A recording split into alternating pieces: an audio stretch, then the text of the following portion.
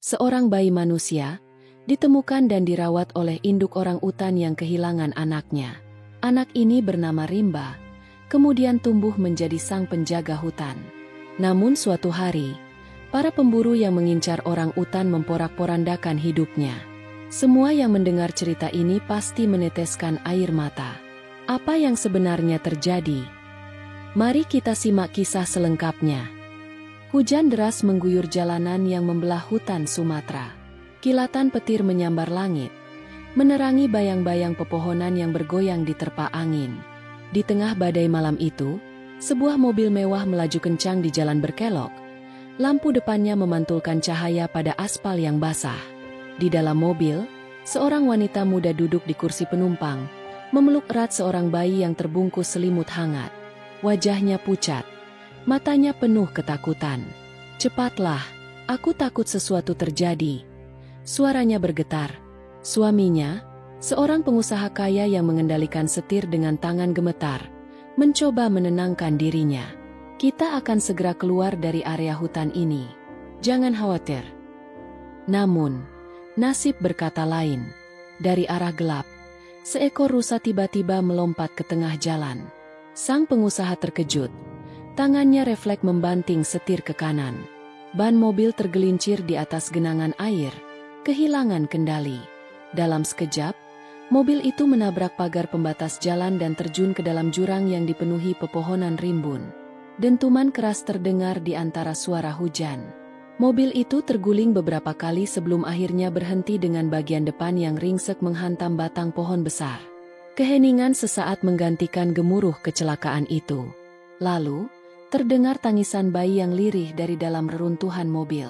Pagi harinya, matahari mulai menembus celah dedaunan, menghangatkan hutan yang basah setelah semalaman dihujani badai. Sejumlah warga desa bersama tim pencarian tiba di lokasi kecelakaan setelah mendapat laporan dari pengendara yang melihat jejak ban di tepi jalan.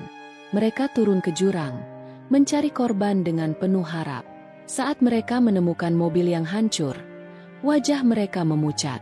Di sana, terbaring jasad seorang wanita, istri pengusaha kaya itu. Wajahnya kaku, tubuhnya tertimpa serpihan kaca dan logam. Namun, tidak ada tanda-tanda suaminya. Tidak ada juga tanda-tanda bayi yang tadi malam ada bersamanya. "Di mana anaknya?" salah satu pencari bertanya. Suaranya gemetar. Warga mencari di sekitar lokasi, berharap menemukan sang bayi yang mungkin terlempar dari mobil. Namun, mereka hanya menemukan jejak aneh, bekas kaki yang bukan milik manusia. Bekas itu seperti telapak tangan besar, dengan jari-jari panjang yang mencengkeram tanah basah. Di kejauhan, di antara rimbunan semak dan akar pohon yang menjalar, sepasang mata coklat mengintip dengan penuh rasa ingin tahu. Seekor induk orang utan besar bersembunyi di balik dedaunan lebat, memeluk sesuatu dengan tangannya yang kuat. Dalam dekapannya, seorang bayi kecil yang masih menangis pelan. Induk orang utan itu menatap para manusia yang sibuk mencari sesuatu. Seolah mengerti, ia merapatkan tubuh mungil itu ke dadanya dan perlahan berbalik, membawa bayi itu masuk lebih dalam ke dalam hutan. Bayi itu telah kehilangan dunianya. Namun, ia telah ditemukan oleh tangan lain yang akan merawatnya. Bukan tangan manusia, melainkan tangan yang lebih dekat dengan alam. Dan sejak hari itu, tak ada yang tahu kemana perginya anak sang pengusaha kaya. Dunia manusia menganggapnya hilang, sementara hutan Sumatera telah menyambutnya sebagai bagian dari kehidupan liar yang penuh rahasia. Sinar matahari menyelinap melalui celah-celah dedaunan raksasa, menciptakan kilauan keemasan di antara ranting dan lumut yang menggantung. Suara burung-burung bernyanyi bersahutan, mengiringi suara gemerisik daun yang tertiup angin. Di puncak salah satu pohon tertinggi, di sebuah sarang besar yang terbuat dari ranting dan dedaunan lembut, seorang bayi manusia terlelap dalam dekapan hangat seekor induk orang utan. Bayi itu kini menjadi bagian dari hutan.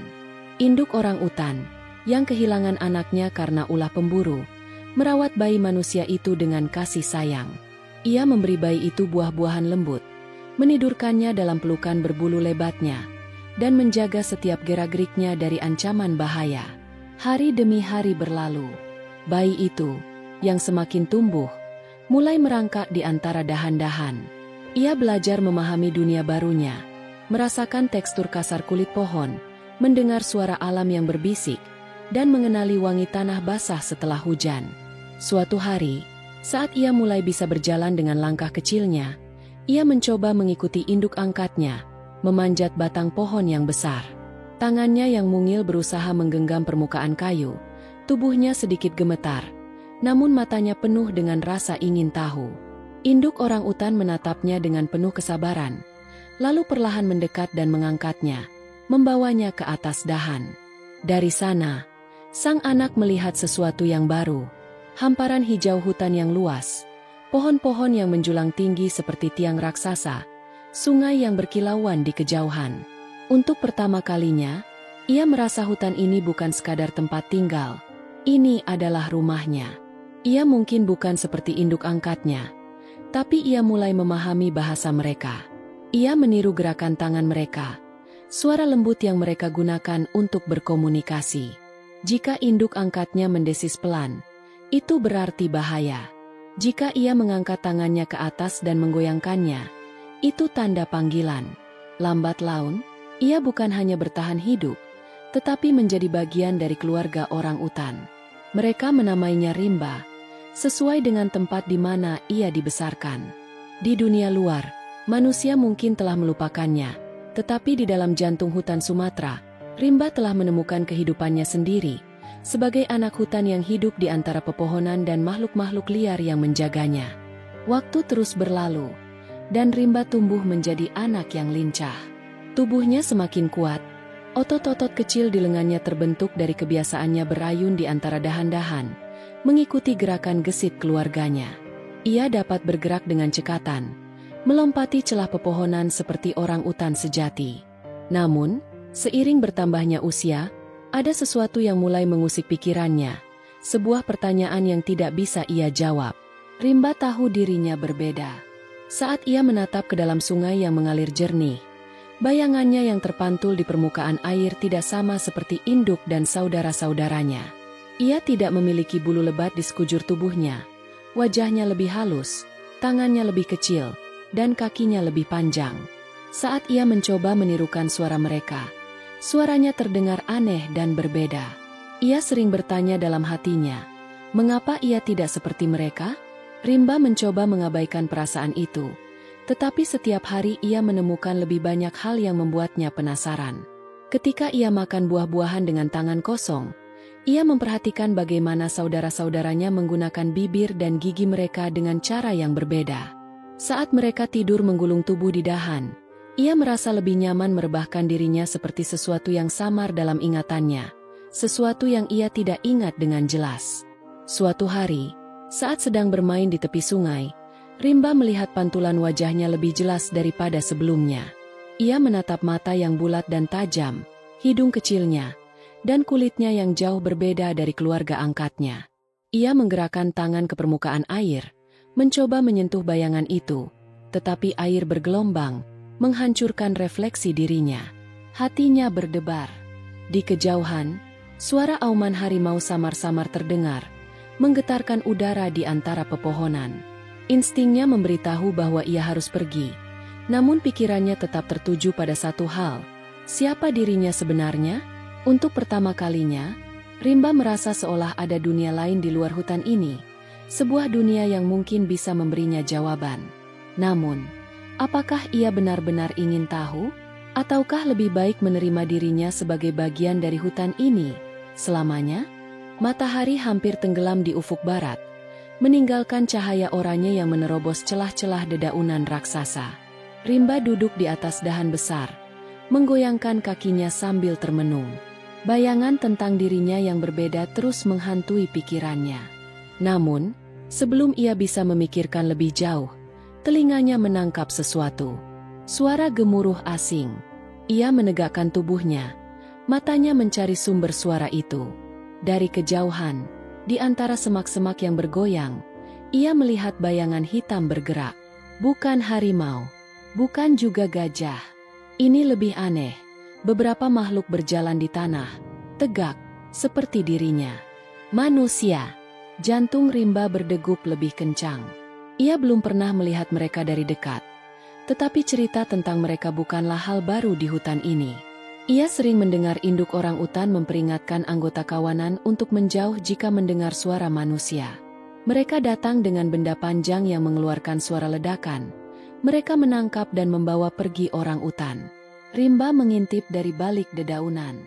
Di bawah sana, sekelompok manusia bergerak dengan langkah hati-hati. Beberapa membawa senjata, sementara yang lain memegang jaring besar.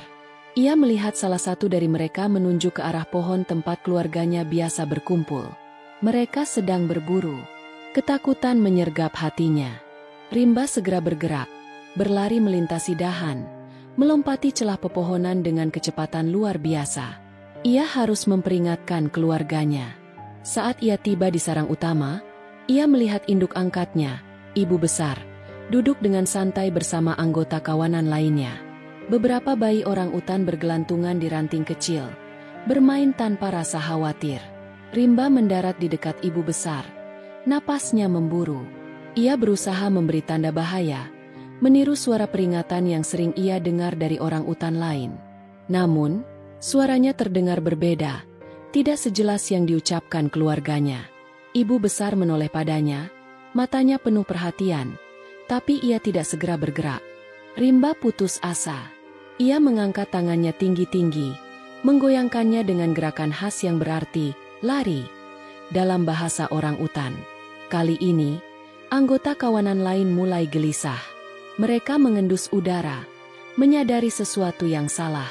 Terlambat, suara tembakan tiba-tiba menggema, diikuti jeritan ketakutan dari kawanan orang utan. Rimba menoleh ke bawah.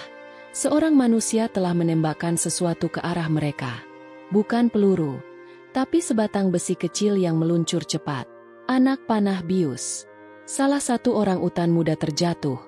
Tubuhnya lunglai seketika. Ibu besar menggeram marah dan berusaha melarikan diri. Tetapi manusia-manusia itu telah mendekat dengan jaring besar di tangan mereka. Rimba melihat semuanya terjadi dalam sekejap. Ia tahu ia harus bertindak. Tetapi apa yang bisa ia lakukan? Ia hanyalah seorang anak. Dan manusia itu lebih besar serta lebih kuat darinya. Namun, ia tidak bisa diam saja. Ia menggigit bibirnya. Tangan mengepal. Jika manusia berpikir mereka bisa mengambil keluarganya, maka mereka akan menghadapi Rimba. Ia siap bertarung. Rimba tidak berpikir lama. Dengan kecepatan yang ia miliki, ia melompat turun dari dahan, mencengkeram ranting dan berayun ke arah manusia yang mendekati ibu besar. Napasnya memburu, darahnya mendidih. Ia bukan hanya takut, ia marah. Manusia itu sedang menarik jaring yang menjerat salah satu orang utan dewasa. Orang utan itu mengerang ketakutan, mengayunkan tangannya ke udara, berusaha melepaskan diri. Ibu besar mengeluarkan suara pekikan, sebuah panggilan panik bagi kawanan untuk menyelamatkan diri. Namun, tidak semua bisa bergerak secepat itu. Beberapa masih kebingungan, yang lain sudah terjebak dalam jeratan manusia. Rimba tahu ia harus melakukan sesuatu. Dengan cekatan, ia meraih segenggam buah mangga yang matang dari dahan dan melemparkannya ke kepala salah satu pemburu. Buk! Buah itu menghantam wajah pria itu, membuatnya mengumpat dan terhuyung ke belakang. "Hei! Apa itu?" teriaknya sambil mengusap mukanya yang lengket. Rimba tidak berhenti. Ia menggeram seperti orang utan, lalu melompat dari dahan ke dahan, melempari para pemburu dengan buah-buahan, ranting, bahkan batu-batu kecil yang ia temukan. Ia bukan hanya mengganggu mereka, ia mencoba mengalihkan perhatian mereka dari keluarganya. Namun, salah satu dari mereka melihatnya. Itu anak manusia, seru seorang pria tua di antara mereka. Pria lain menoleh. Matanya membelalak saat melihat sosok Rimba yang liar, rambut hitam panjang berantakan, kulitnya yang kecoklatan karena matahari, dan matanya yang tajam seperti binatang liar. Itu bukan orang utan. Itu anak manusia yang hilang bertahun-tahun lalu. Rimba tidak mengerti apa yang mereka katakan, tetapi ia tahu satu hal, mereka kini mengincarnya. Salah satu pria mengangkat senapan biusnya, mengarahkannya tepat ke tempat Rimba berdiri. Ia merasakan bahaya. Instingnya menjerit untuk lari. Namun, sebelum ia bisa bergerak, dor! Suara tembakan menggema di antara pepohonan. Seketika, tubuh besar di belakangnya ambruk ke tanah. Rimba menoleh dengan mata membelalak. Ibu besar jatuh. Tubuhnya lemas. Anak panah kecil tertancap di bahunya. Tidak, Rimba melompat turun, berlari mendekati ibu besar. Ia mengguncang tubuhnya, mencoba membangunkannya. Namun, napas ibu besar sudah melambat. Bius mulai bekerja. Para pemburu bersorak. Kita dapat yang besar. Bawa dia. Rimba merasakan panas membakar dadanya. Amarah menguasai dirinya. Ia tidak peduli jika mereka manusia. Ia tidak peduli jika ia berbeda dari keluarganya. Mereka telah menyakiti satu-satunya ibu yang ia kenal. Ia menggeram dalam-dalam, seperti suara orang utan jantan yang marah. Mata manusia-manusia itu membelalak. Mereka tidak melihat seorang anak manusia biasa. Mereka melihat sesuatu yang lain. Dan saat itu, Rimba memutuskan satu hal. Ia akan melawan. Rimba berlari mendekati ibu besar yang terbaring lemas di tanah. Tubuhnya bergerak lemah akibat pengaruh bius. Mata sang induk orang utan setengah terbuka, memandang Rimba dengan tatapan yang masih penuh kasih sayang, meskipun rasa sakit jelas terlihat di wajahnya. Rimba jatuh berlutut.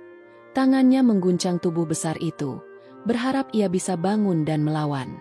"Ibu, ayo bangun," gumamnya, meski suaranya lebih mirip geraman daripada kata-kata manusia. Namun, ibu besar hanya bisa mengeluarkan suara lemah. Napasnya berat, tubuhnya tak lagi memiliki tenaga. Rimba bisa merasakan sesuatu yang asing, ketakutan. Ia belum pernah melihat ibunya selemah ini sebelumnya.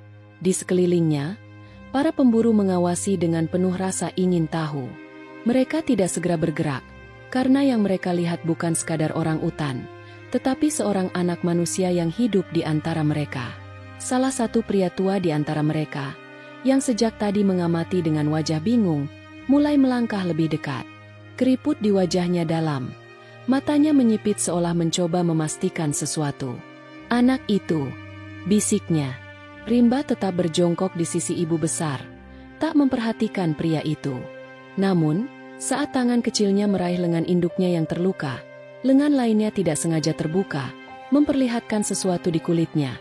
Sebuah tanda lahir berbentuk bulan sabit di bagian dalam pergelangan tangannya. Pria tua itu membelalak.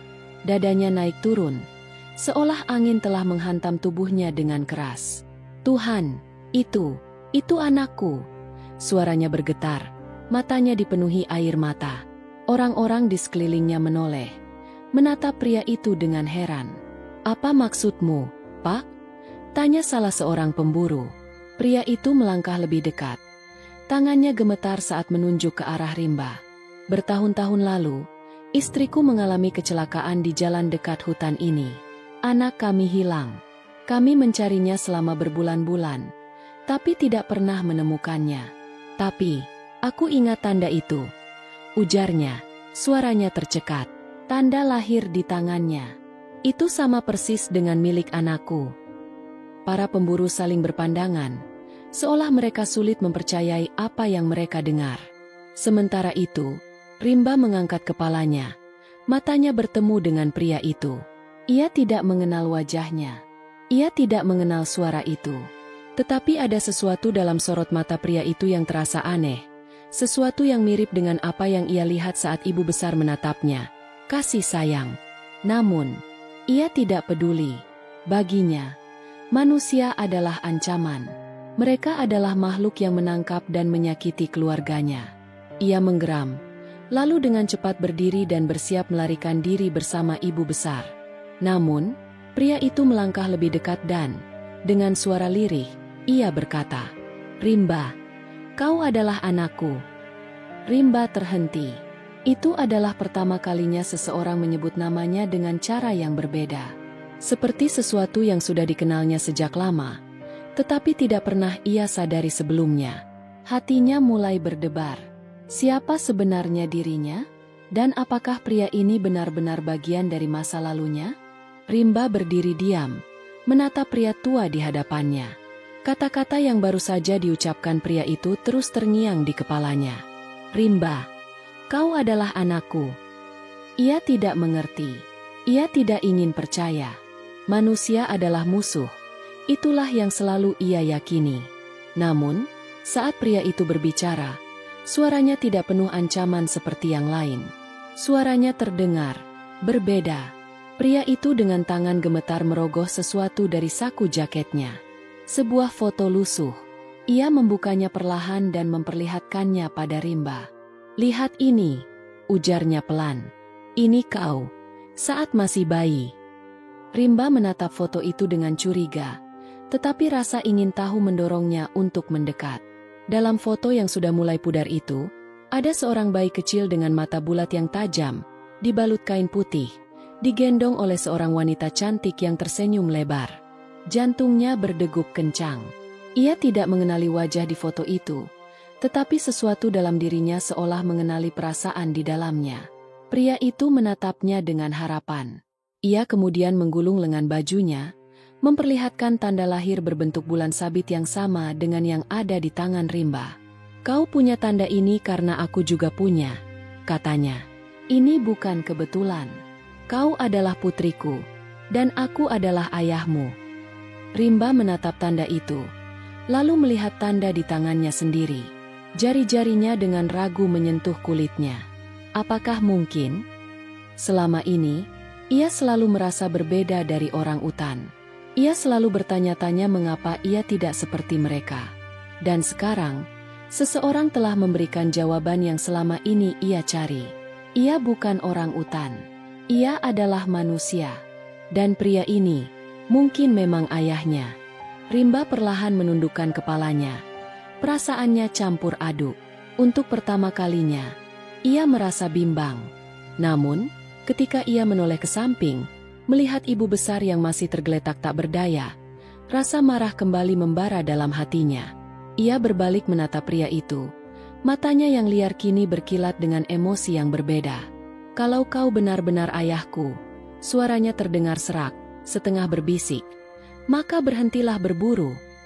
Para pemburu di sekitar mereka terdiam. Tidak ada yang menyangka anak yang hidup di antara orang utan itu bisa berbicara, meskipun bahasanya terdengar kaku. Pria tua itu terkejut, tetapi kemudian wajahnya melembut. Rimba mengangkat tangannya, menunjuk ke arah ibu besar dan orang utan lain yang masih bersembunyi di pepohonan. "Mereka adalah keluargaku. Jangan sakiti mereka." Pria itu menatap anaknya dalam-dalam. Selama bertahun-tahun ia merindukan putrinya. Ia membayangkan menemukannya kembali dalam keadaan yang normal, di kota, di rumah mereka. Namun, kenyataannya berbeda. Putrinya bukan lagi bagian dari dunia manusia. Ia adalah anak hutan. Dengan napas berat, pria itu menunduk, seolah sedang bertarung dengan pikirannya sendiri. Selama bertahun-tahun ia hidup sebagai pemburu, mencari nafkah dari menangkap satwa liar. Namun, sekarang, anaknya sendiri memintanya untuk berhenti. Ia mengembuskan napas panjang dan akhirnya berkata, "Baiklah." Para pemburu lainnya menatap pemimpin mereka dengan kebingungan. "Pak, apakah Anda yakin?" tanya salah satu dari mereka. "Ini bisnis kita. Jika kita berhenti, kita kehilangan pekerjaan." Pria tua itu menoleh. Tatapannya tajam. "Aku kehilangan anakku sekali, dan aku tidak akan kehilangannya lagi. Jika aku harus memilih antara berburu atau putriku, aku memilih anakku." Hening. Para pemburu saling berpandangan. Beberapa mengangguk kecil, yang lain menurunkan senjata mereka. Mereka mungkin tidak sepenuhnya setuju, tetapi mereka tidak bisa melawan keputusan pemimpin mereka. Pria tua itu menatap Rimba, lalu berlutut di hadapannya. "Aku tidak bisa memaksamu ikut denganku," katanya dengan suara lembut.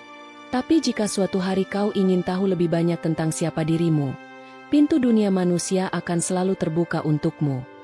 Rimba tidak menjawab. Ia hanya menoleh ke arah ibu besar, yang kini mulai sadar dari pengaruh bius. Perlahan, tangan orang utan besar itu bergerak, menyentuh kepala Rimba dengan lembut, seolah ingin meyakinkannya bahwa semuanya akan baik-baik saja. Rimba menghela napas panjang. Ia tidak tahu apakah ia akan pernah meninggalkan hutan ini, tetapi satu hal yang pasti, hutan ini adalah rumahnya. Dan hari ini, ia telah menyelamatkan keluarganya. Angin sore berembus lembut, mengusap dedaunan yang baru saja merasakan ketegangan. Langit kini lebih cerah, seolah hutan baru saja melewati badai yang panjang. Rimba duduk di samping ibu besar, yang kini mulai pulih dari pengaruh bius. Perlahan, orang utan tua itu membuka matanya, menatap Rimba dengan kelembutan yang begitu dalam. Ia mengulurkan tangannya, menyentuh kepala anak manusia yang ia rawat sejak kecil, seakan mengatakan, "Kau sudah melakukan hal yang benar." Di sisi lain, pria tua, ayah Rimba, masih berjongkok, mengamati anak yang bertahun-tahun ia pikir telah hilang selamanya. Ada kerinduan dalam matanya, tetapi juga penerimaan. "Kau benar-benar lebih cocok di sini," katanya pelan, suaranya penuh kehangatan.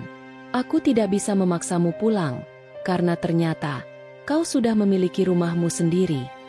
Rimba menatap pria itu lama. Dulu, ia tidak pernah tahu ada dunia lain selain hutan ini. Sekarang, ia tahu bahwa di luar sana ada tempat di mana manusia hidup, tempat di mana ia seharusnya berasal. Tapi hutan ini adalah rumahnya. Rimba berdiri perlahan, lalu menatap ayahnya. "Terima kasih, karena kau memilih aku, bukan perburuan." Pria tua itu tersenyum. Dengan berat hati, ia mengangguk dan berdiri, menepuk dadanya dengan penuh kebanggaan. "Kau adalah putriku," katanya. "Aku akan selalu ada di luar sana, jika suatu hari kau ingin menemui dunia yang lain." Para pemburu mulai mengemasi peralatan mereka. Senapan diturunkan, jaring dikemas kembali. Tak ada lagi perburuan. Mereka telah memilih jalan yang berbeda.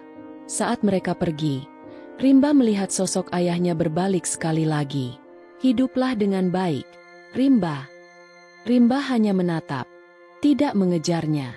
Namun, jauh di dalam hatinya, ia tahu bahwa suatu hari mungkin ia akan mencari tahu lebih banyak tentang masa lalunya. Tapi bukan hari ini. Hari ini, ia memilih untuk tetap di hutan. Saat manusia terakhir menghilang dari pandangan, ibu besar mengeluarkan suara lembut, seolah bertanya apakah semuanya baik-baik saja.